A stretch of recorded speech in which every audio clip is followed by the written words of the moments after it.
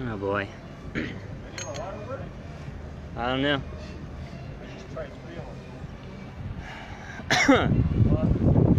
Alright. So, I finished the Spartan World Championship. Hello everybody.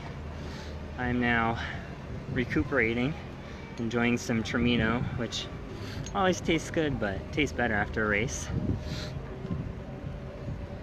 So, the start was like a 15% incline, which isn't that bad. I was able to keep a steady pace for a while going up, and I kind of got to the race line. Hey Andrew. I got to the start line a little later because I was getting all my stuff ready and trying to get a good warm-up in. So I started in the back and then made my way up to the middle. I haven't checked this placements yet. I don't know where I placed. That course, I'm gonna be coughing because my lungs are just exhausted. That course was by far the hardest I've ever done. Beat World Championships last year, beat my race several years ago when I hadn't trained in ski resort in Virginia. I can't think right now. So that was a phenomenal course. The water, we had to do a swim. It was freezing cold. It was the first 30 seconds in there, I couldn't breathe. I was wondering if I'd actually be able to get through. Nice work. Awesome. And then, but I passed several people in the water. If you swim in an angle with a life jacket, apparently it's faster. Who knew? But that was freezing getting out of there. It took about 5 or so minutes to get my body warmed up again. I'm not a great downhill runner because, frankly, I'm afraid to fall on my face going downhill and ruin my race completely. So I pick and choose. I try and get more careless as the race goes on, but I got passed on some of the downhills. They had a bucket carry early on. That was miserable. They had a barbed wire crawl that was on rocky, sandy ground. And I don't know why, but once I got to that barbed wire crawl, I was just like barely moving. And that was early, and I was just like struggling to keep moving. So I got passed by a lot of people on there. Plus, I took a wrong turn right there because the volunteer just watched me run by her.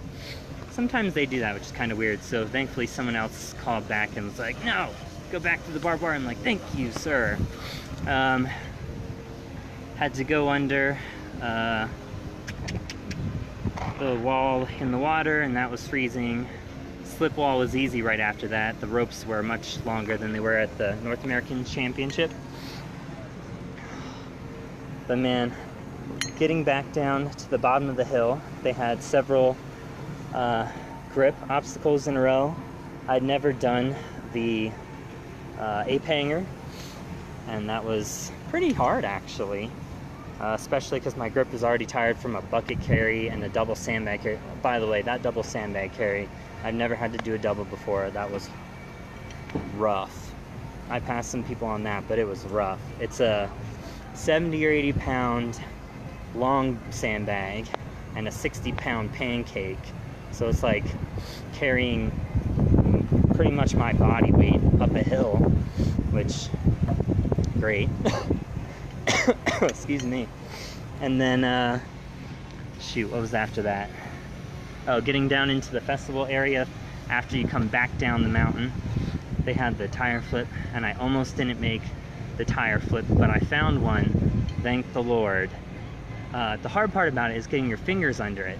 And I thought on pavement that'd be easy, but these tires, this brand, I'm not gonna say it right, Yokohama, I think that's it. They have pretty like rigid edges versus rounded edges. So it is so hard to get your fingers underneath, but thank God I found one that had a crack in the pavement right there. And from there it's pretty easy to lift at that point. I mean, it's heavy, but it's not as heavy as it doesn't feel as heavy as it is. And then you have to flip it one way and flip it back. Bringing it back over the other way, I brought it down and kept my hands under it, even though they kind of got pinched on the ground. It's way better than not being able to get your fingers underneath. So I missed the burpees there. And then right after that was another double sandbag carry. I don't know how much those weigh. They were smaller. That was killing my grip. And then they had Monkey Twister Monkey, and I barely made it through that because my grip was already going. Here's a view of the showers. They're finally on, so I can shower after this. Going back up the mountain is where I died. I don't know that elevation played a factor into any of this. I'm sure it did to some extent. I don't know that I felt it physically. The problem I've run into in harder terrain races is that my muscles cannot push harder, but my breathing is fine. So, and I expected it to be the other way around at elevation, because I've never even jogged at elevation before. But my breathing was fine, and my muscles would not continue to move faster or push harder. So, one guy who I had gone back and forth with a few times, he missed the tire, but then he's a better uphill climber than I am apparently. He passed me on the hills, and then on the last long climb, Lindsay Webster passed me, which I'm all fine with because that woman is out of this world phenomenal. She's one of the best female athletes alive. So that's not surprising. And it was a good reminder from OCR World Championships last year where I was running with her for like 5 or more minutes. But today it was at the top of the hill and she like bombs. I don't know how she does that without falling down and just like face planting, but she just rockets down hills. Anyway, so at the top of the mountain there's a Z-wall, and the Z-wall is easy.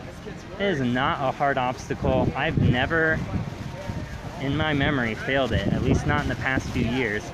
But today, it was the only obstacle I failed. It's reaching around the corner and one of my feet just slipped on the block and my grip was tired. So thanks, Mark. Thank you, I appreciate the encouragement. But yeah, I slipped on it and had to do my 30 burpees, and those 30 burpees sucked. After the 2 long climbs, something like 4,000 feet of climbing, had to do that. And then coming down, if anyone was watching the live feed, I came down pretty much with, I'm not gonna remember her name, but the second place female, so that would have been on video, so you would have seen my finish. But all in all, I can do better.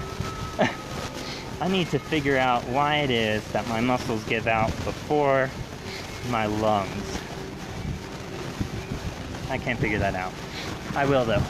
And it just puts into perspective that even though I moved to mountains, they are not mountains like these, and even though I do extremely technical training on those trails because they're horribly rocky, it's not at elevation. Like I said, I don't know how much the elevation played into it. I don't feel too bad right now. My breathing didn't feel too bad except for at the start, and that always happens just getting into the start of the race. Yeah. I can't think of anything else. So, if you watched it, thanks for watching. You saw some of the best athletes in the world doing some insanely awesome things at almost impossibly amazing paces. And I hope to be one of them. I just have to work harder, because I'm not there yet. But I'm fine, at least at the moment, because a few years ago, it was taking me 2.5 hours to finish a sprint.